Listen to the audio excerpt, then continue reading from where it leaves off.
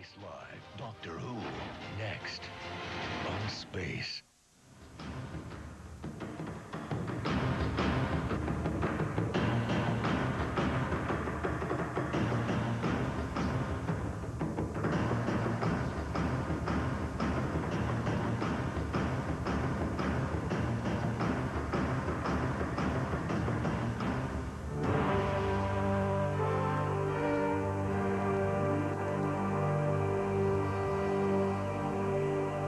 Bow ties are cool. Uh-oh.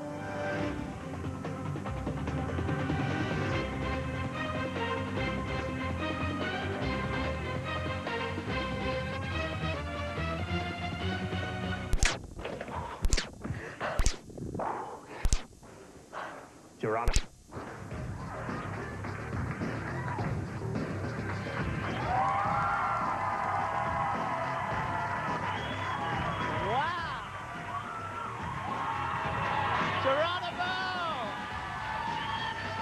Welcome, everybody, and thank goodness for that random tattoo.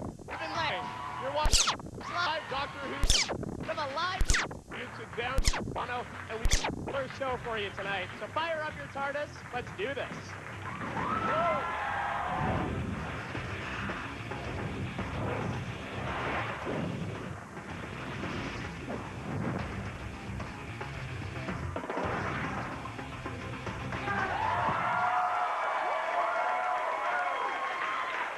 Hey everyone, welcome to our INNERSpace live look at Doctor Who. I am not the Doctor, I'm Teddy Wilson. My co-host AJ Frey would have loved to be here, but he and Natasha Eloy are on a really tough assignment down at San Diego Comic-Con, which is very cool. Oh, I know. Well, it was an amazing season finale for Doctor Who, an excellent season, and tonight we'll hear from executive producer and showrunner Steven Moffat, as well as the Doctor and companion themselves, Matt Smith and Karen Gillan. We've also got a live chat going on right now at spacecast.com, so you can check that out as well. But right now, I'd like to introduce our esteemed panel of hardcore Who aficionados.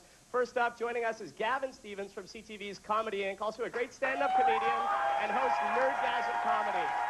Also, fanthropologist and pop culture academic, J.M. Frey, fanthropologist. I love that. We're also very lucky to have Graham Burke here. He's co-editor of an amazing book called Time Unincorporated Volume 2. It's a collection of Doctor Who writing. Give him a round of applause as well. And a good friend of ours here at Space, Ghost.ca TV editor, Kat Angus. She was also part of our BSG panel, so she's a veteran here. We're all big fans of Doctor Who, so let's tee it up with you. Gavin, what did you think of the finale? How's it sitting with you? It was no Jersey Shore. However, could anything be? It was awesome. I loved it. It was amazing. We're all riveted upstairs watching this thing. Yeah. What did you think, JM? I mean, you look at a lot of these sci-fi series as an academic as well, so how do you think it measured up when you compare the finale to the whole arc of the season? I think the finale was definitely better than some of the episodes in the middle of the season. Yeah. I won't mention all of them. But I think the most beautiful moment of the entire series was in the finale, and that was the something old, something new, something borrowed, something blue. I don't think that could have been written any better. Yeah, it was so nice, wasn't it? It was perfect. When he shows up, that moment was so emotional. Graham, you've studied Doctor Who, everything back to when it started in 1963 to when it ran to 89, and then again from 2005 to now. How did this finale measure up and compare with other finales? I think it measured up by what it didn't do instead of what it did do. I think it left mysteries open for people to discover next season. It kept the same companion team, which it hasn't done since it restarted in 2005. There's always been a major cast change at the end of the season. Right. So I think it's doing things differently in some ways by doing things the way they used to do it in the old days. They kept on the same people. They've kept things ongoing. So a bit of a throwback in that regard. Yeah, in that regard, yeah. Kat, you've always got great opinions, sometimes polarizing. What did you think? Well, I totally called it about the Doctor going back to talk to Amy. Did. Oh, it's a continuity error. No, it's not. I was right.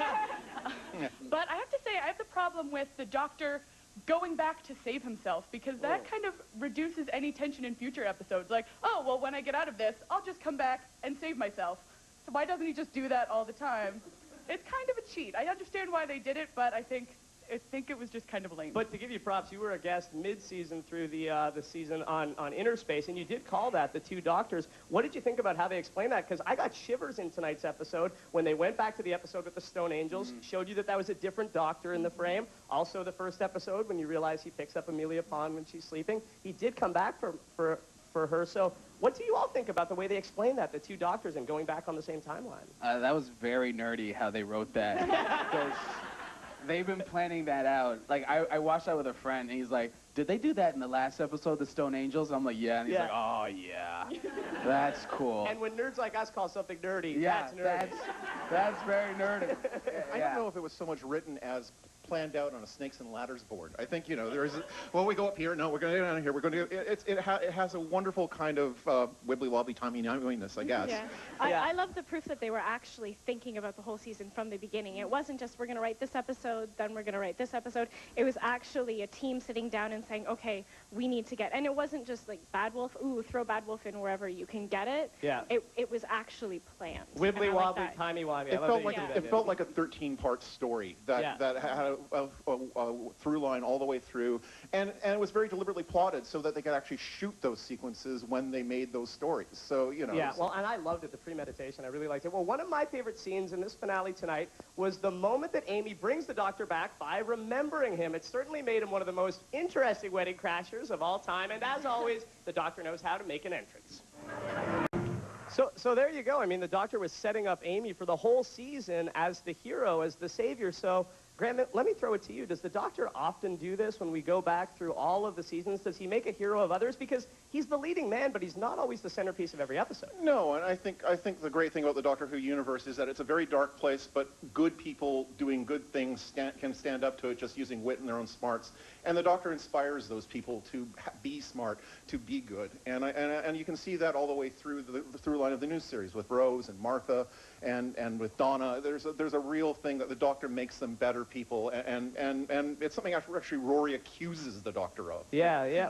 So let's talk about the meta themes from this season, because she brings the Doctor back by remembering him. Was this season, when you get down to it, all about memory, Gavin? What I liked about this season was I think it started right when they started telling us that the Doctor, the actor, Matt Smith, was going to be very young. Right. And I think you see it play out throughout the whole season of it.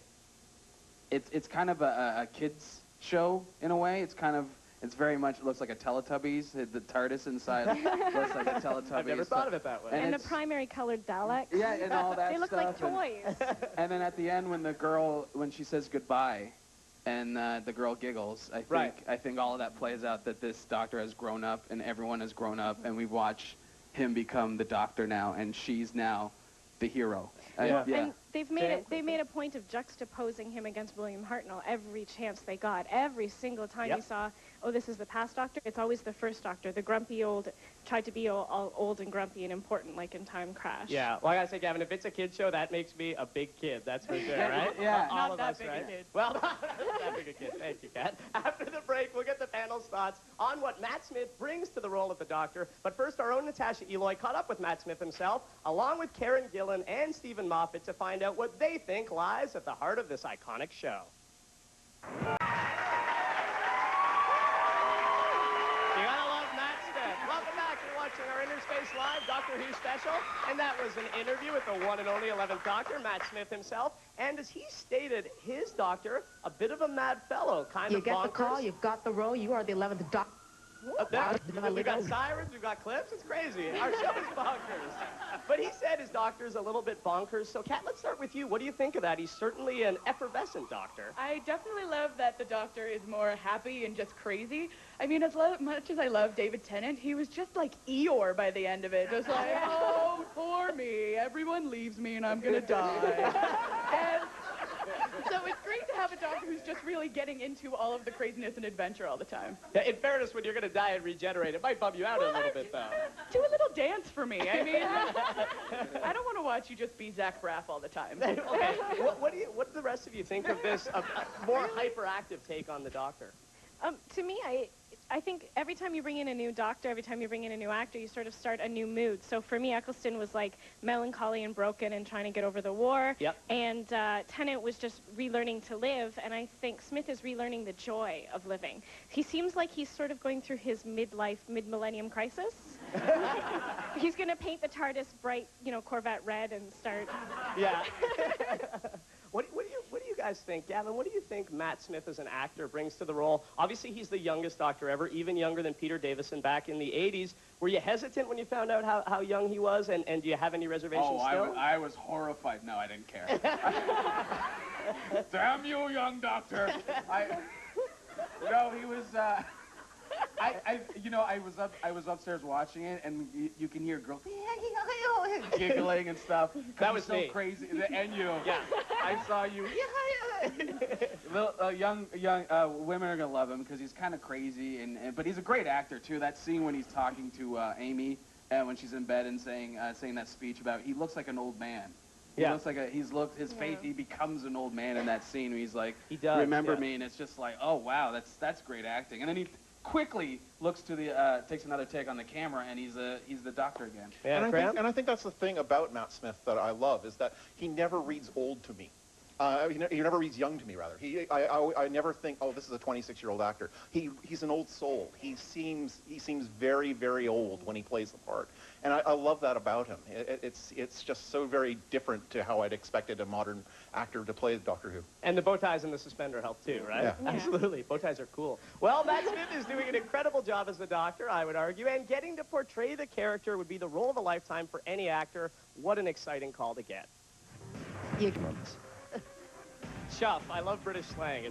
It's my favorite. Let me ask you this. So obviously Doctor Who, longest running sci-fi series in history. It's in the Guinness Book of World Records. Why is it? What is the enduring appeal of it? Because personally, I think it may have something to do with the fact that the Doctor is always so optimistic about humankind. Do we love the show because the Doctor sees humans the way that we wish we could be?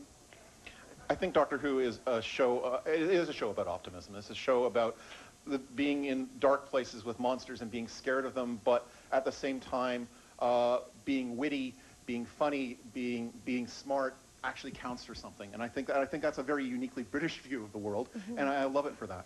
Yeah. It's a show about learning to be bigger on the inside. Ah, nice. I rehearsed that one. What do you think, Kat? Obviously a great show.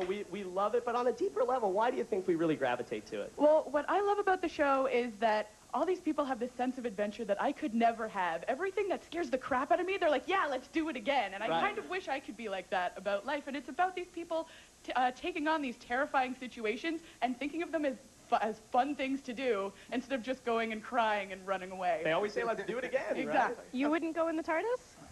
Yeah, I would, but once the TARDIS almost goes into the sun or something like that, I'd be like, I'm done. Take me home. It's your last day. All right, let's make out a bit, and then I'll go home. Well said.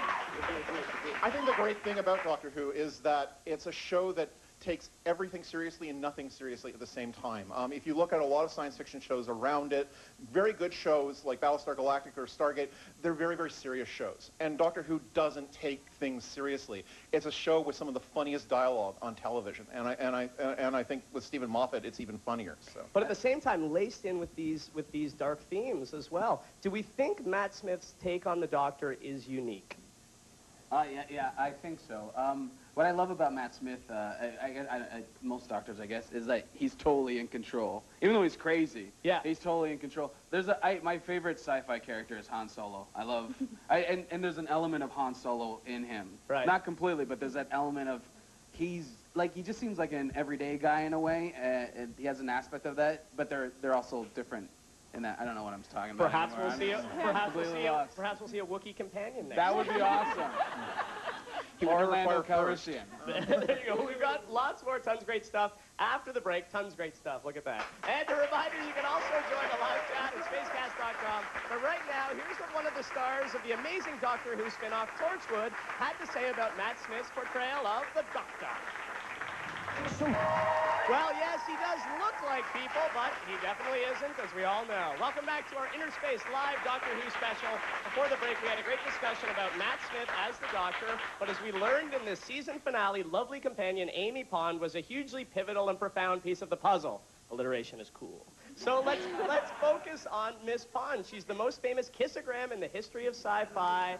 What have you thought of her throughout the season, Kat? What I love about Amy is that she's one of the first companions who really just had a character arc throughout the whole series. She started off as this girl who wanted more than just her small town life, and then she sort of realized that she wanted both adventure with the Doctor and the small town life with Rory, and she thought she had to make a choice, and by the end she realized that she can have all of it. And it's rare for a companion, except for like, oh, I love the Doctor, he doesn't like me, now I'm gone. Bye-bye. Now we have Amy, who had actual character development. Yeah, absolutely. And I agree with you. I think I liked Amy Pond, but I'm not certain I liked Karen as Amy Pond.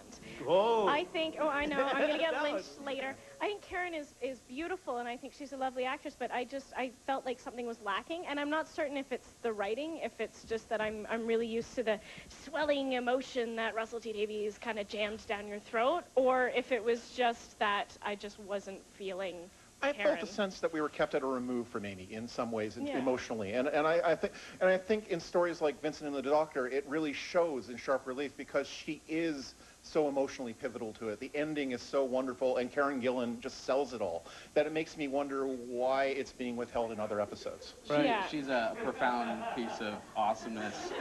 She was, no, you know what, she was very distant, but she had no parents. And I think if you grow up with no parents, you tend to be a bit distant. And I think she's like, I think a lot of people have abandoned her in her life, and so she's going to be guarded. And she does things. There's a bit of she's an only child, and she does things her way, and she's used to that. And you can see that she just, this is the way I'm going to do stuff, and this is what I do. That's it was though nice in the end to meet her parents, but some great insight from all of you. But let me ask a profound, deep journalistic question: is she too sexy? No, I don't think so at all. can't Look be at too the sexy. 1960s. You can't be too sexy. No way. I'm with Gavin Stephens on this Oh. one. JM? He's taking my point. I didn't. Oh, I'm sorry. No, look at the companions in the 1960s in their little mini skirts. They were wearing skirts just as short as Karen, and they were like on top of the TARDIS, clinging to it, screaming. So at least she's doing more than clinging to the TARDIS and screaming. Yeah, Right, considering she spent 2 episodes wearing the baggiest sweatshirt I've ever seen anybody wear in my life. Yeah. She's not, I mean, she's sexy, She's but crass. but they're not purposely just shoving her boobs in your face, unfortunately. But they're trying to make her a well-rounded character who just happens to have great legs. She has lovely legs, as we learned in that first episode, doesn't she? Well, Amy definitely had an incredible story arc this season, and evidently a bit controversial. She had to be emotional, tough, playful, though, often in the same scene. Truly a plum role for an actor. And for Karen Gillan, landing it was a real coup. No discussion at all. I love it. Now, obviously, Karen was excited not just because she was going to be part of a huge series, but also because the role of the companion within the Doctor Who canon is so important. So aside from the obvious fact that companions get a lot of screen time, why are companions so important? Graham, let's start with you. I think they've always been the audience surrogate. They're always who the audience sort of sees through it. But I think what makes it different nowadays in modern television is that they're the emotional link to the audience. That, you know, and the great thing that's been brought in with the new show is they have families, they have boyfriends, they have inner lives, and I think they have all the sort of complicated things that we have emotionally. And so I think they bring all that emotional dynamic to the show now. And going back to about the Doctor leaving heroes in his wake, I mean, I'm going to be a total nerd for a second. If you think of Joseph Campbell and the hero's journey, the Doctor might be the lead character, but he's not the hero. He's the trainer of heroes, and the companion is always the hero. So the companion is important because as the audience surrogate, the Doctor's also teaching us how to be a hero. Right. Well, I mean, we talked about the fact that Amy saves the day by remembering the Doctor and everything else. So let me ask you this. Within this season, was the companion more important than companions we've seen in previous seasons? A more pivotal role? I don't think so in some ways. I think, I think someone like Rose is incredibly intrinsic to everything, but I think I like the Doctor's relationship with Amy. But it's very different. I like the fact he calls her Pond. It's a relationship between 2 public school students, and not necessarily the sort of boyfriend girlfriend would be relationship that I think previous companion-doctor relationships in the new series has been. It does seem like they could be teasing each other on the playground, doesn't it? I would disagree. I think the whole arc was her. I think that was the whole thing was her. I think she was very pivotal in this. I think she was important to the arc, but as far as companions go, I think Donna actually did a lot of work to bringing the Doctor back down. Yeah. Donna Noble, a great companion.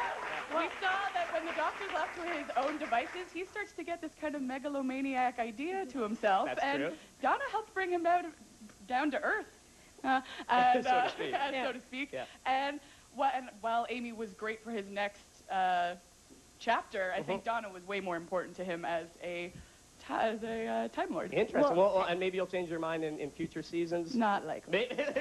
Well, we've got lots more of our INNERSpace Live Doctor Who special to come, including more from Steven Moffat. But first, let's hear from the star of another series that's very dear to our hearts with his thoughts on Amy Pond. She just... Was anybody else a little disappointed when they blew up that fans? I was. Welcome back to our INNERSpace Live Doctor Who special. And for me, that last clip was one of the most fun scenes from tonight's episode. Really conveys the organized chaos of the Doctor and everything around him. He's the eye of the storm. And let's chat about the man who wrote the finale, and including that scene, Steven Moffat. As fans know, he's not new to the franchise. He's written amazing episodes in each of the 4 previous seasons, and many of them have won the prestigious Hugo Award. He's won it 4 years in a row, actually. Amazing writer, and now he's inherited this key position of showrunner from Russell T Davies. So what do you think of what Steven Moffat brings to the series? What do you think of his vision, and maybe how does it differ than Russell T Davies? Well, I think that Moffat is more like a sort of a technical writer, more of a head writer, versus Russell T Davies, who's more of a heart writer. So Russell wanted us to really feel for the Doctor and feel for the companions, and Steven Moffat really wants us to think about the implications of time travel. And one of the things I really like about Moffat's episodes versus Davies is that in Davies, you land in, Shakespearean England, and you stay there for the entire episode, whereas Moffat flips back and forth, and he actually really plays with time travel. But at the same time, I mean, I think of the Pandorica Opens, the second last episode, that scene with all the slow motion, when the Doctor is being put into the Pandorica. I thought that was one of the most emotional moments in any Doctor Who ever. So, the rest of you, Graham, would you agree? Is Moffat more about head, whereas Davies was more about heart? I think so in some ways, but I think it's a hard to make an easy dichotomy of that, because I think Russell T Davies wrote stories like Turn Left, which is a very brainy, cerebral SF story. So I think they both bring different strengths. I think Moffat's is more in structure. I think it's more in sort of the writing, sort of has a payoff. It's comedy writing in some ways, whereas I think Russell is very good at melodrama and tragedy, and I think they have different ways of writing simply. Yeah, and so, Gavin, what do you think he brings? You said comedy. It's like, because he does a lot of horror in his stuff too, and it's the same kind of, it's a flip of a coin. There's the payoff. That episode he did about Vincent van Gogh was amazing. That was like just one of those where you're like, and I don't cry at things, but I welled up a bit, and then I quickly manned up. I think that was I quickly manned up on it. Right afterwards. Well, I mean, I really love Moffat's writing because I find it so dark, and I think he executed one heck of a great season. And our own Natasha Eloy asked him what it was like to take over this storied and iconic franchise. I love it there, but what he said about feeling like he's defacing posters with his autograph, to me, that sums up one of the incredible things about Doctor Who. Given its long history, it started in 1963. The people who now get involved on the creative side are inevitably lifelong fans. So, Graham, can you tell from the way that Steven Moffat writes and handled this season that he's also a hardcore fan? Oh, certainly. I mean, if you watch last week's episode where he suddenly faces every single Doctor Who monster ever. Right. And they even make references to aliens that appeared in an episode in 1965, never to be seen again.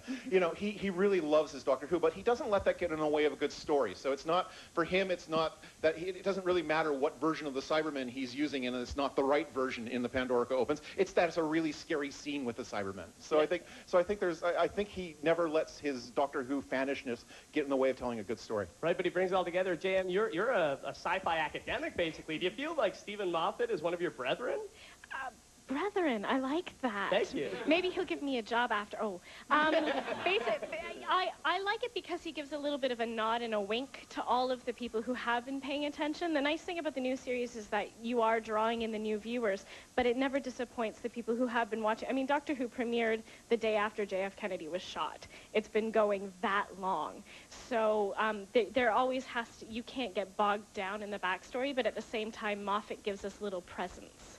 of the past. Little tidbits, Easter eggs. Kat, I want to ask you, I think this season more so than the last four, and even more so than a lot of the ones we saw in the 60s, 70s, and 80s, focused on time travel. They were going back and forth a lot, and I think Amy summed it up when the Pandorica opened, and she's talking to Amelia, and she says, pay attention, it's about to get complicated. It was really complicated in terms of the time travel this season. Do you think that they went with that at the expense of character at all?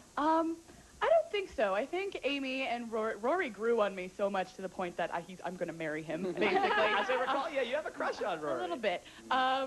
And I think, I mean, obviously, I think Steven Moffat does plot better, slightly better than he does characters, but he does characters very well.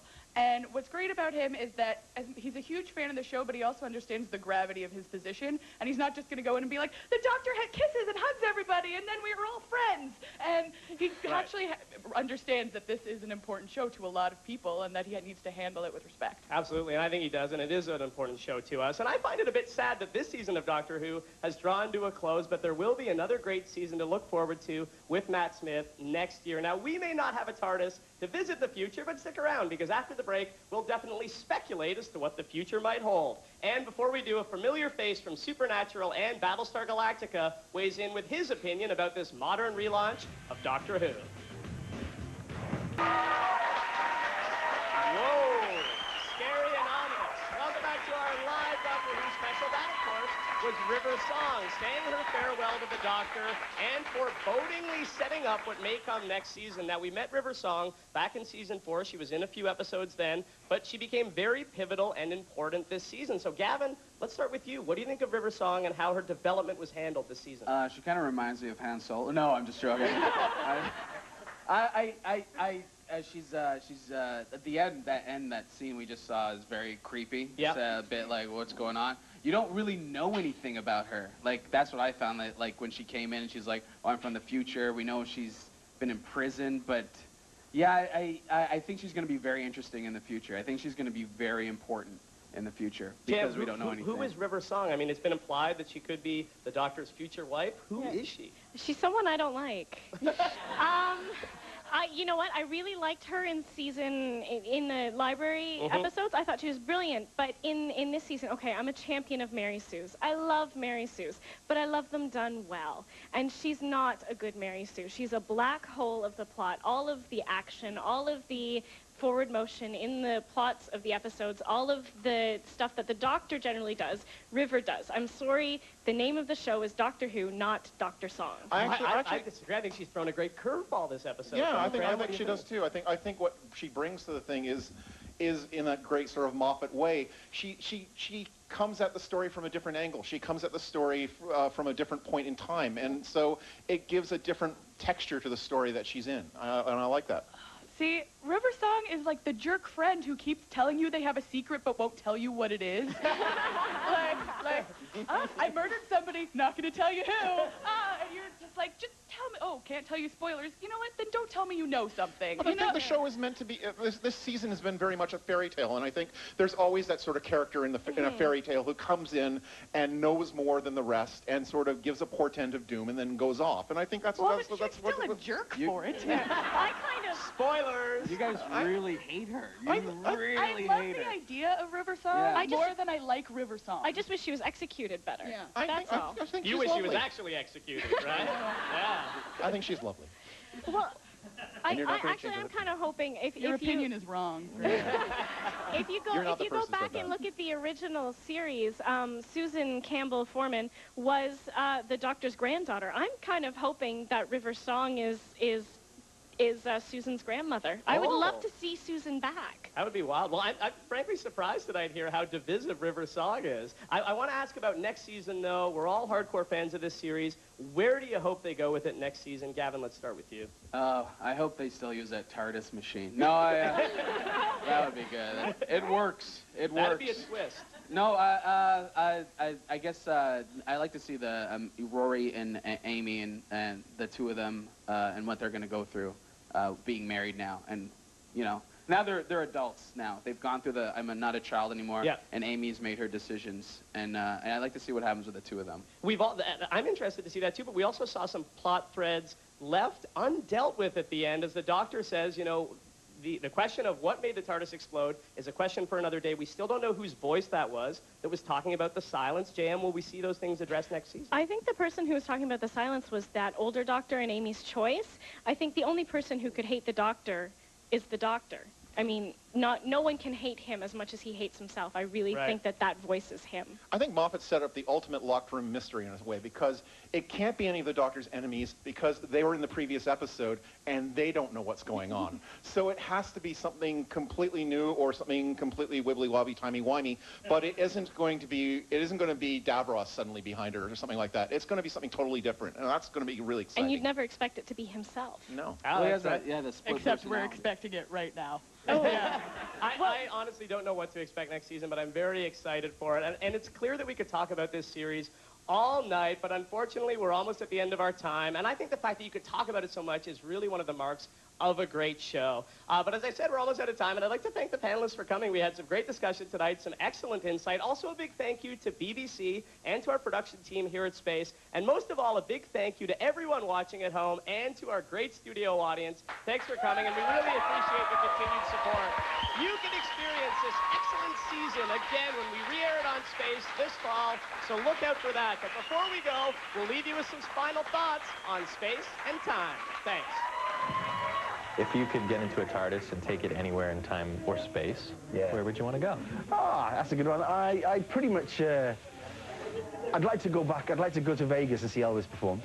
I would go to like 1977, or I guess it would have been 76, when they were auditioning for Star Wars. And I would go to the room where Mark Hamill was auditioning, and I would somehow sabotage his audition and take that role as mine. A Time Lord with a time machine, he can go anywhere and do anything. That's what makes him the most exciting company that you could hope for.